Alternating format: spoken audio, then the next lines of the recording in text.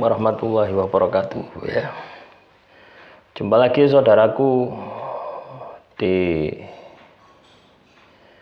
channel Kampus Ilmu Hikmah ya. Anggapi komentar saudara kita. Saya mengamalkan ya, surat Yusuf ayat 4 sebanyak 2000 kali sekali dudukan tanpa visualisasi. Terlebih dahulu, apakah ada reaksinya? Ya ada reaksinya, nafsumu bangkit. Ya, reaksinya itu pasti ada, nafsumu bangkit. Cuma untuk bisa sampai kepada target, ya harus ada visualisasi. Ibaratnya target itu adalah sebuah jalanmu, gitu loh ya. Ya, saya ilustrasikan gini teman-teman ya. Visualisasi itu jalan, ya, jalan yang Anda buat. Nah, amalan pengasihan itu kendaraan yang Anda buat berjalan di atas jalan tadi. Ya. Semakin banyak jalan, semakin banyak kendaraan, ya, energinya, ya, entah itu cc-nya yang besar, entah itu katakanlah pertamaknya yang full, ya, itu akan mempengaruhi kecepatan sampai kepada tujuan. Nah, kalau ini katakanlah ini besar, ya, tapi Anda tidak tahu kemana ini tujuannya, kira-kira bisa sampai kepada target enggak? Ya sulit, ya sulit ya, kita ini sulit gitu. Untuk bisa berhasil tanpa visualisasi itu sulit ya, kemungkinan 0,0001% gitu ya. Visualisasi ini banyak pemahamannya ya, banyak pemahamannya gitu ya. Ibaratnya itu banyak orang itu memahami dari sudut pandang yang berbeda-beda. Misalkan ya, mengamalkan amalan pengasihan sambil melihat foto, ya, itu juga bagian dari visualisasi dengan cara itu, ya. Atau mengamalkan amalan pengasihan dengan pakai pakaian target, semua benda-benda target, ya, dengan membayangkan. Lah itu kan tujuannya adalah untuk membantu visualisasi. Ya, jadi kalau Anda mengamalkan sebuah amalan pengasihan tanpa adanya visualisasi, kemungkinan besarnya itu tidak akan pernah berhasil. Ya, tapi untuk target yang lain, ya bisa. Target yang lain ini yang tidak Anda targetkan, itu bisa gitu loh ya. Jadi jangan heran ketika Anda mengamalkan amalan pengasihan terus yang lain kok yang kena gitu loh ya, bukan yang kita tuju. Karena apa? Jalannya itu sudah tidak ada gitu ya. Jalan yang harusnya Anda bentuk ya dari visualisasi tadi itu tidak Anda bentuk. Akhirnya yang terjadi seperti itu. Ya. Paham ya dengan apa yang saya sampaikan ini? Jadi ketika kita bicara yang namanya visualisasi, ya, itu yang harus Anda lakukan. Ya. Tanpa Anda melakukan itu, maka visualisasi itu tidak akan pernah berhasil. Ya, jadi penting ya, penting kita ini untuk visualisasi itu penting ya. Ya. Nah, makanya inilah pentingnya ilmu itu loh ya. Pentingnya ilmu ini untuk kita pahami, ya. Ini juga ini.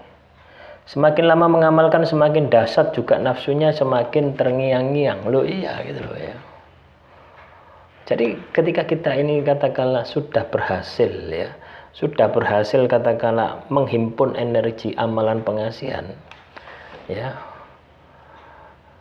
dengan membaca sekali dudukan ya, dengan sekali membaca sekali dudukan misalkan 2000 sampai 12000 ya. Selanjutnya adalah mengolahnya gitu loh ya. Anda harus bisa melihat bahwasanya amalan pengasihan itu bisa sampai kepada target gitu. Ya, bukan hanya mengendap di dalam diri Anda, bukan hanya Anda cukup mengamalkan amalan pengasihan energinya besar sekali dudukan 12 kali 12.000 kali, 2000 kali.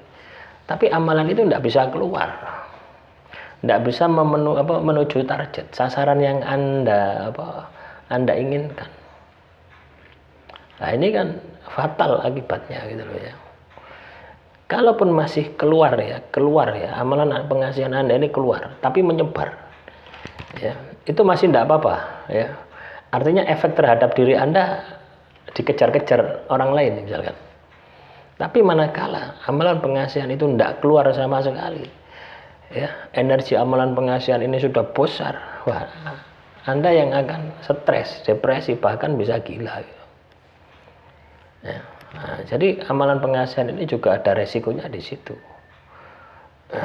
Ya, sambil dilakukan, sambil dievaluasi, sambil dilakukan, sambil dievaluasi. Saya rasa kalau Anda sudah melihat materi-materi yang ada di channel ini, ya, Anda sudah menguasai lah gitu loh ya. Tentunya bukan hanya sekedar melihat ya, tapi sambil praktek gitu ya. Ada kendala perbaiki, ada kendala perbaiki, nanti temukan ya, sampai Anda ketemu dengan pola Anda gitu loh ya. Karena setiap amalan pengasihan ini memiliki pola yang beda-beda. Ya. Pola yang beda-beda tergantung dari si pengamalnya. Amalannya sama, ya, amalan sama, dilakukan di waktu yang sama, di tempat yang sama. Tapi ketika pengamalnya beda, maka hasilnya juga akan beda. Ya, karena ini juga kaitannya dengan wadah batin seseorang, ya, tingkat penguasaan amalan pengasihan. Ya. Terus juga ini komentar saudara Adi Cipta. Saya mengamalkan Asma ya Wadud 12.000 kali dan saya poster puasa muti 7 hari. Puasa muti yang Anda lakukan puasa muti bagaimana? Apakah puasa muti subuh sahur makan nasi putih, malam makan nasi putih? Itu puasa bila ruh walaupun Anda makan nasi putih air putih saja. Ya, laku puasa muti itu 24 jam. Ya, dari jam 5 sore sampai ketemu jam 5 sore hari berikutnya, itu puasa muti. Puasa muti itu ada di dalam kepercayaan Jawa, ada di dalam ilmu Jawa. Ya, sifatnya umum ya, bebas untuk apa saja. Untuk memboster apa saja, tapi lakunya 24 jam. Jangan bilang puasa Anda mutih kalau Anda ada sahur di subuh dan buka di maghrib ya. Makanya cuma sekali. Jadi kalau Anda puasa mutih 7 hari ya, berarti 7 kali Anda makan per jam 5 sore. Ya. Terus juga pada malam terakhir saya mengamalkan, saya merasakan seperti ada yang datang duduk terus berjalan pergi di atas genteng saya. Setelah melanjutkan sampai selesai, mohon penjelasan fenomena apa itu? Ya enggak usah fenomena ya. Hal-hal semacam itu ya, kalau misalkan Anda ketemu dengan penampakan ketika mengamalkan amalan pengasihan, tanyakan saja.